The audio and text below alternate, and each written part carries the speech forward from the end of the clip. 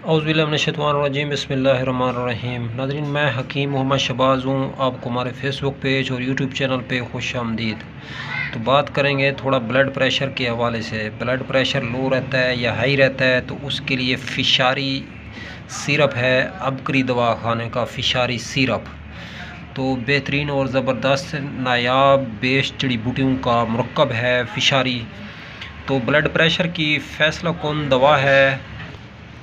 अगर आप हज़रात का ब्लड प्रेशर लो रहता है या हाई रहता है तो उसमें इसके 2 से 3 ढक्कन जो है पानी में हल करके घोल के अगर आप लोग पी लेते हैं तो आपका जो ब्लड प्रेशर का लेवल है ये कंट्रोल में आ जाएगा और ब्लड प्रेशर जो है दुरुस्त होना शुरू हो जाएगा आहिस्ता आहिस्ता। ब्लड प्रेशर जो है बहुत ही एक पेचीदा मर्ज़ है।